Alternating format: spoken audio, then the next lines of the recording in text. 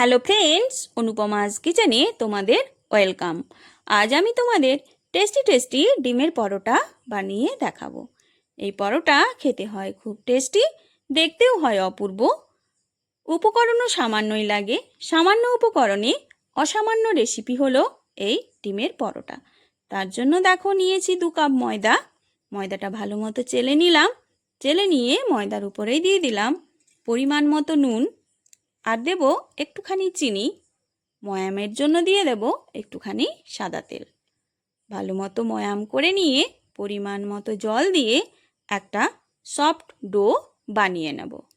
আমার রেসিপিটি যদি তোমাদের ভালো লাগে আমার চ্যানেলটিকে অবশ্যই সাবস্ক্রাইব করে দিও, লাইক ও কমেন্ট অবশ্যই করো।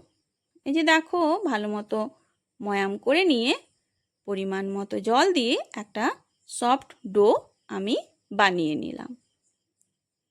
এরপর ডোটা আমি 7 মিনিটের জন্য ঢেকে রেখে দেব। 5-7 মিনিট ঢেকে রাখলেই চলবে। এরপর আমি ডিমের পুরটা রেডি করব। তার জন্য দেখো নিয়েছি পেঁয়াজ কুচি, কাঁচা লঙ্কা কুচি। পেঁয়াজ কুচি, কাঁচা লঙ্কা কুচির ওপরেই দিয়ে দেব পরিমাণ মতো নুন। নুন দিয়ে ভালো মতো মিক্সড করে নেব। ভালো মতো মিক্সড করে নিয়ে দিয়ে দেব ডিম। ডিম দিয়ে পেঁয়াজের সঙ্গে আবারও একটুখানি মিক্সড করে নেব। এরপর যে ডোটা আমি বানিয়েছিলাম সেই ডোয়ের থেকে লেচি কেটে আমি একটা পাতলা রুটি বানিয়ে নেব।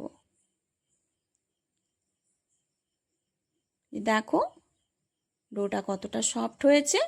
এরপর লেচি কেটে আমি শুকনো ময়দা দিয়ে পাতলা রুটি বানিয়ে নেব। যত বেশি পাতলা হবে রুটিটা, পরোটাগুলো খেতে ততই ভালো হবে। তাই তোমরা অবশ্যই পাতলা করে বেলে নিও। এই যে দেখো পাতলা করে বেলে নিলাম। এরপর এর উপরেই দিয়ে দিলাম একটুখানি সাদা তেল। সাদা তেলটা রুটির চারিদিকে লাগিয়ে নিলাম। আর দিলাম একটুখানি শুকনো ময়দা ওপরে ছড়িয়ে। শুকনো ময়দাটা ভালো মতো ছড়িয়ে দিয়ে হাত দিয়ে ভালো মতো চারিদিকে লাগিয়ে নিয়ে এইভাবে ভাঁজ করে নেব। এই যে দেখো এইভাবে ভাঁজ করে নিতে হবে। ভাঁজ করে নিয়ে আবারও একটুখানি ময়দা দিয়ে পাতলা করে বেলে নেব। এই যে দেখো এইভাবে তোমরা বেলে নেবে। পাতলা করে আবারও বেলে নিতে হবে। এই যে দেখো পাতলা করে বেলে নিয়েছি। এরপর ডিমের পুরটা আমি মাঝখানে দিয়ে দেব। ডিমের পুরটা এইভাবে মাঝখানে দিয়ে দিতে হবে। মাঝখানে দিয়ে পরোটাটা ভাঁজ করে নিতে হবে। এই যে দেখো এইভাবে ভাঁজ করে নেবে।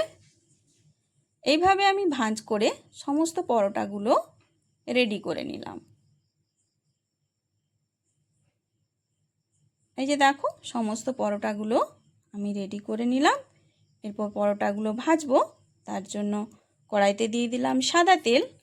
তেলটা হালকা গরম করে লো ফ্লেমে উল্টে পাল্টে লাল করে ভেজে আমি তুলে নেব।